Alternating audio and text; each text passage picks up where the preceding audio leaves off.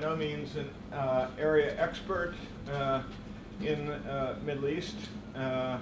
However, over a lot of years, I have engaged in various ways with most countries of the world in one way or another in studying. So I have some degree of appreciation of issues, as I hope will be apparent later in my talk. But at the beginning of my talk, I'm going to start at a rather general level to talk about what we mean by knowledge-based economy, or what might be meant by a knowledge-based economy, because indeed it's a kind of rhetoric, and understanding this rhetoric and how it's employed is an important before we go advocating that we should all become knowledge-based economies.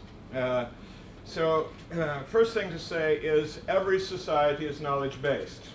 Okay, there aren't any societies in the world that aren't knowledge-based. Okay, but that there are different kinds of knowledge. For example, survival as a city dweller requires a different kind of knowledge than knowledge as a herdsman, for example. And the use of the phrase, therefore, suggests that some types of knowledge are particularly valuable or essential for the 21st century. Okay, so the first issue is what kinds of knowledge are we talking about? Okay, and the extent to which this is true depends upon the composition of economic activities within a particular society.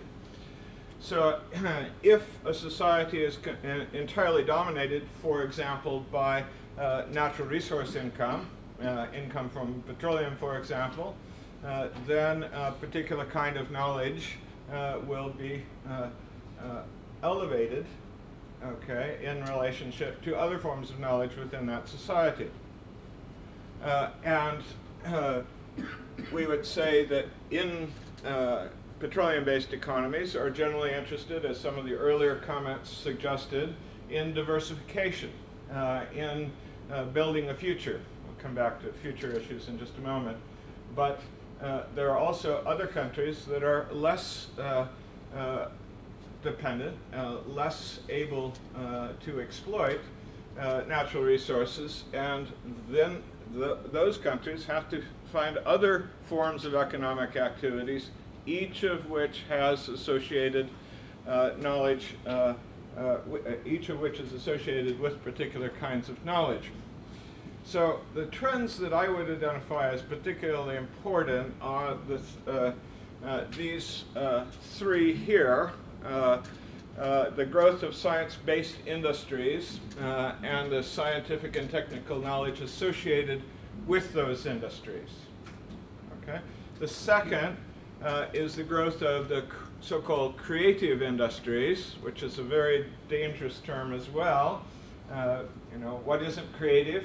Okay, but when we say creative, what we're really talking about is a collection of industries having to do with media, arts, and design, fashion, and so forth. And so these creative industries are a second big growth area for particular forms of knowledge. And the third, and perhaps the biggest of the three, is the use of scientific and technical knowledge to improve productivity in both traditional and more modern industries. And part of that is acquiring more modern industries, so the processes of technology exchange, acquisition of technology, and so forth.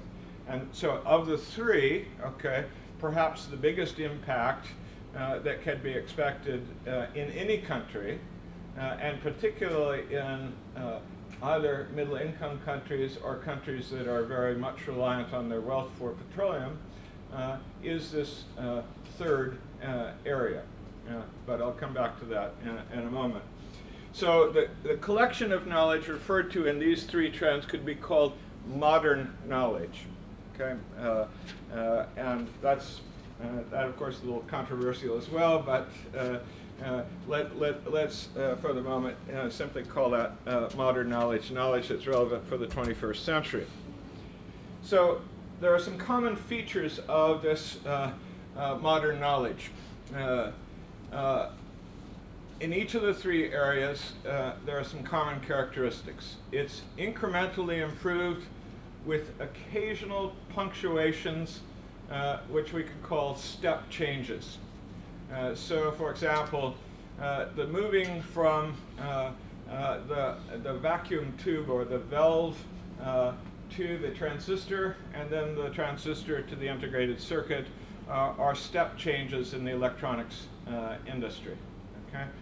So the electronics industry proceeds by incremental progress except for step changes. And in that particular industry, there have been a lot of step changes. In other industries, there are fewer changes in step. The progress is more incremental. The second, it's cumulative. You build upon what it is that you've done before. So new knowledge tends to be based upon existing knowledge, except in the unsettled period of step change. In the step change period, the old knowledge gets wiped out, in part or entirely. A third characteristic is that modern knowledge is increasingly complex in two senses. The depth of specialization that's required is increasing. So the degree of specialization in order to be effective in the application of the knowledge is growing.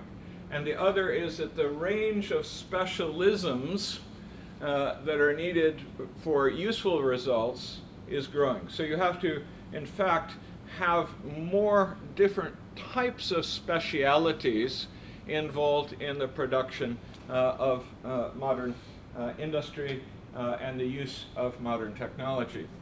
And the last is that the processes of knowledge exchange, by the way, I prefer this term knowledge exchange to knowledge transfer or technology transfer, because knowledge transfer or technology transfer involves a learning process, and learning is almost always interactive, as the earlier speaker was suggesting.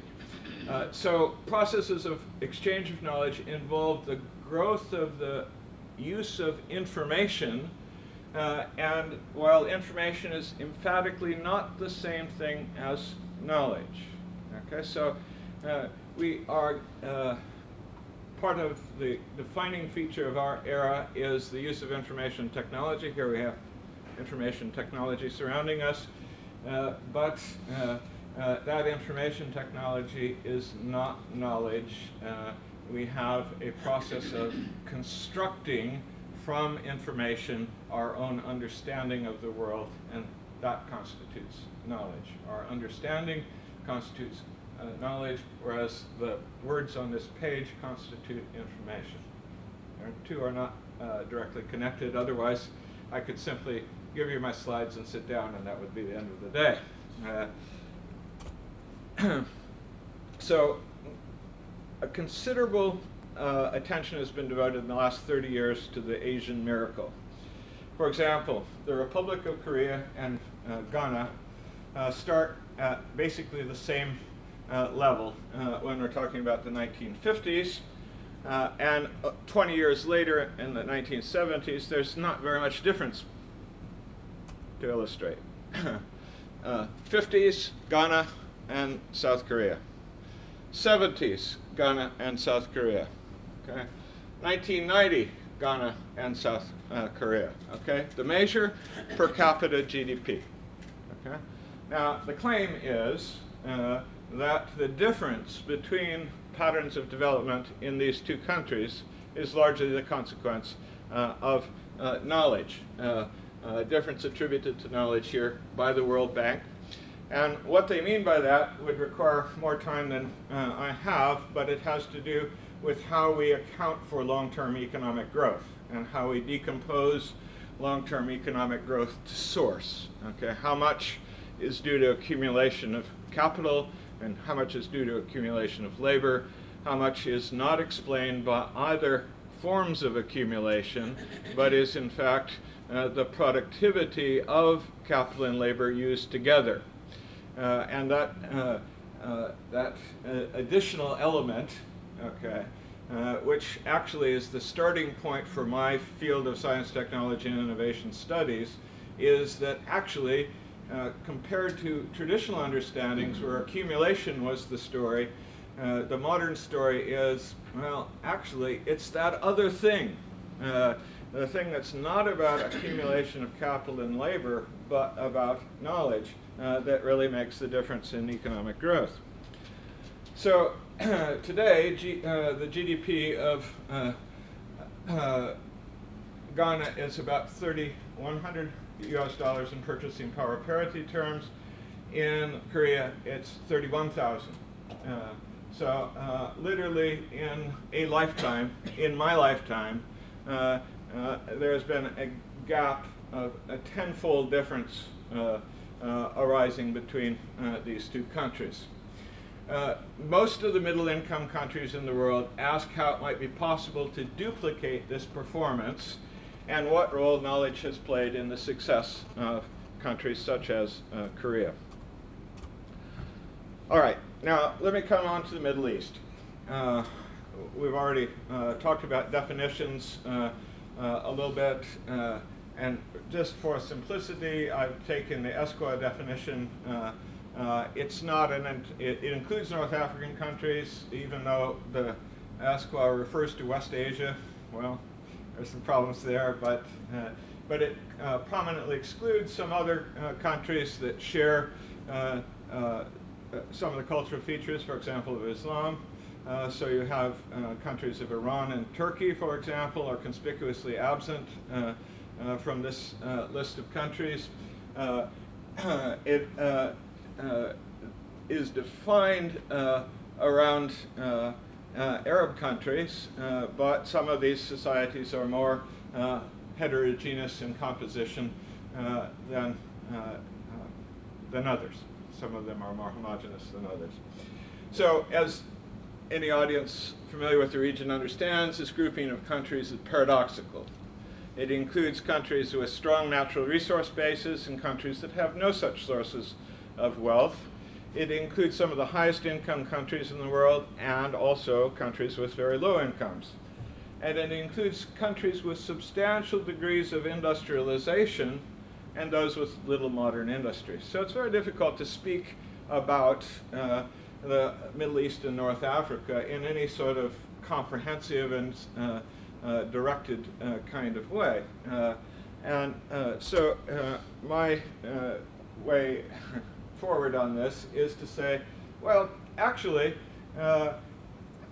these countries share some aspirations and features that are common, even though I've identified a lot of differences. Okay? Some of the features that are in common are an interest in catching up, defined by achieving similar level of sustainable income. That allows me to include the petroleum-based countries because at the end of the day, they're interested in a very long-term sustainability of their economic development. Second, referring to the earlier speaker's reference to youth, okay, it's a particular feature of all of these societies that they have very young populations, okay? So there's a desire to create satisfying and remunerative employment opportunities for these young people. And third, for those, specifically for those countries with petroleum wealth, an interest in diversifying, which I mentioned already. And assuming that these are common aspirations, it's possible to consider them from the viewpoint of the three defining trends that I mentioned earlier.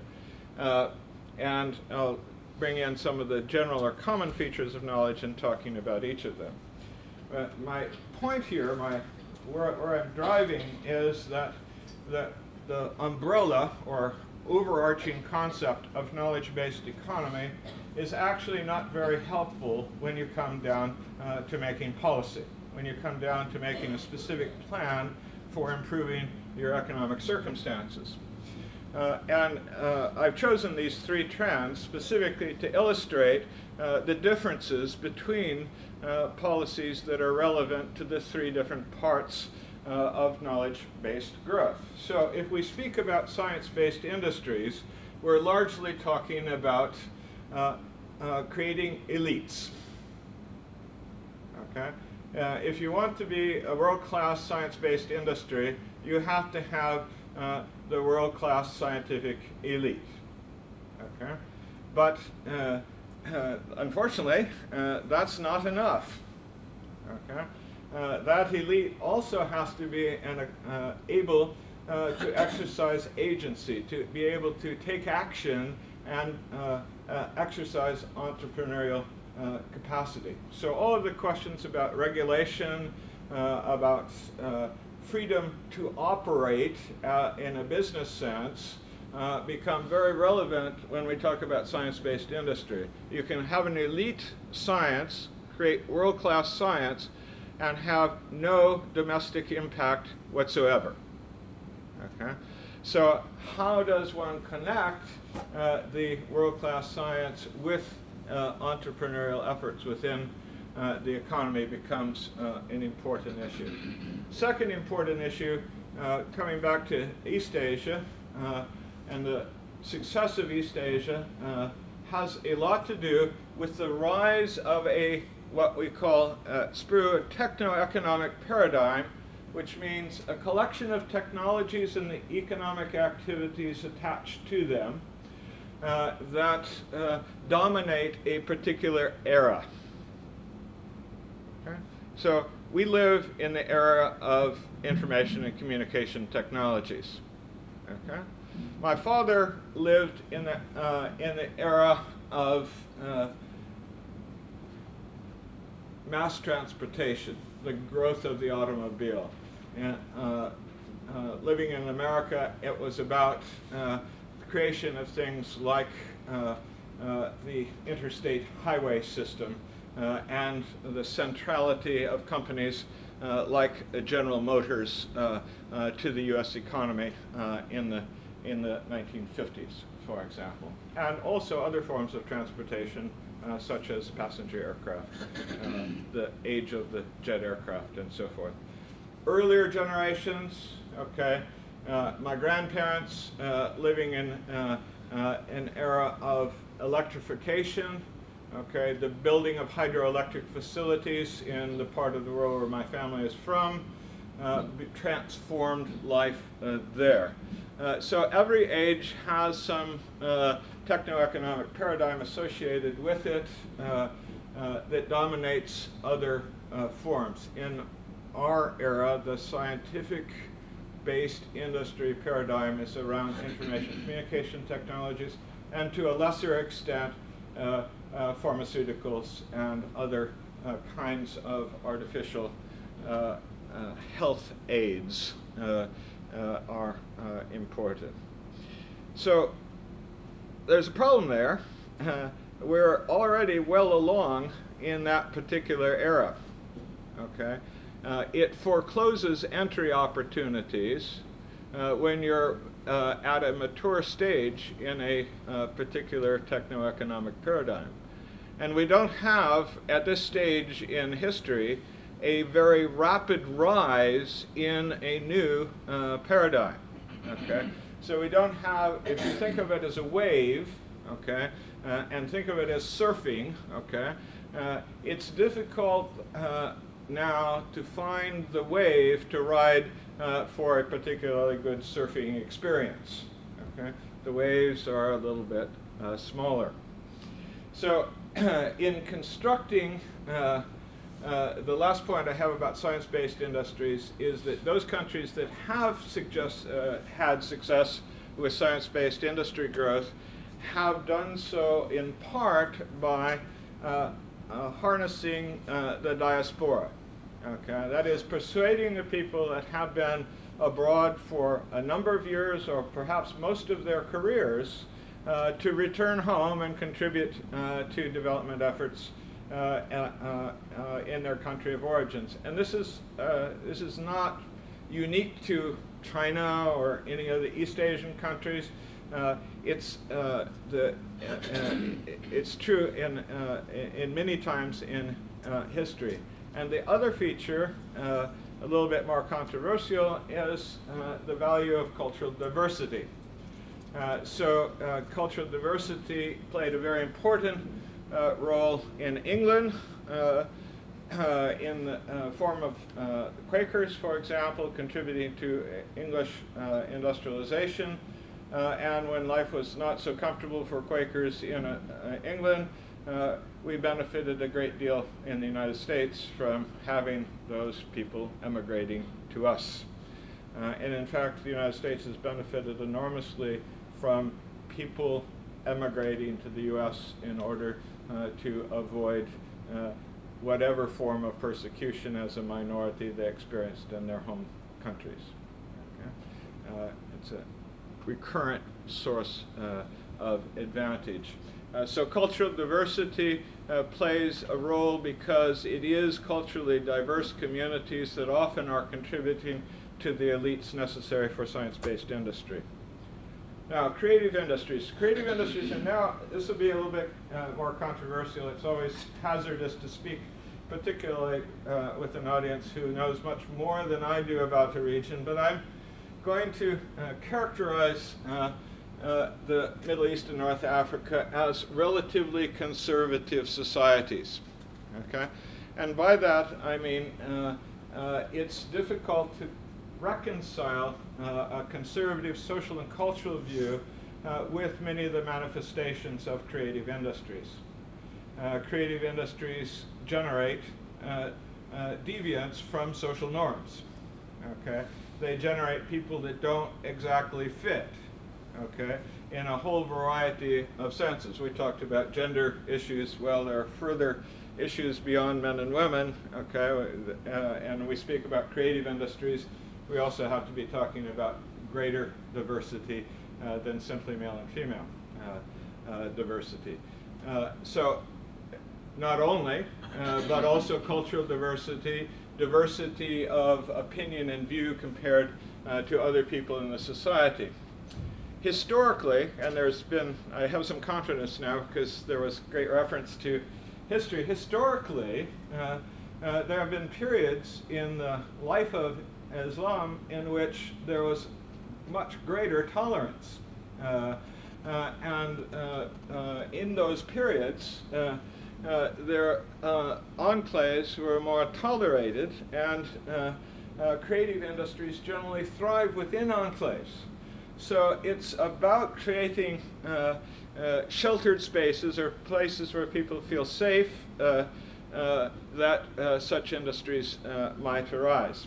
An attractive feature of such industries is that they require relatively less initial investment and can be built incrementally within a human lifetime by a founder entrepreneur to some substantial size. An example of that is the fashion company Zara, okay, one of the world's wealthiest individuals.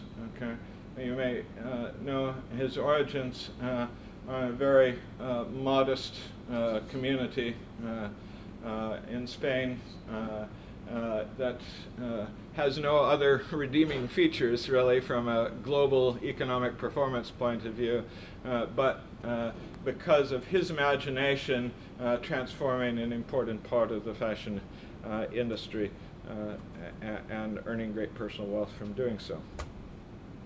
Finally, this area of productivity improvement in modern and traditional industries. As I said at the beginning, probably the most promising of these three areas, sustained improvements in productivity require very substantial social transformation. And this is the tough point. Virtually all modern technologies require a high level of basic education and empowerment of those actually doing the work. So that can be a problem if you're living in a society which is quite hierarchically oriented, okay, in which the boss is supposed to know what to do and direct everyone else to doing it. Then it's very difficult to perform in modern industry. Actually, there needs to be some recomposition of work roles and identities within the workplace in such a way that people are empowered and able to make their own contributions. Many years ago, I was interviewing people in a Japanese integrated circuit fabrication facility, and one of the things they said, well, one of the reasons that we have a relatively even status or hierarchy difference within our organization is we know because of the war, okay, because of World War II, that people were displaced from their initial position, okay?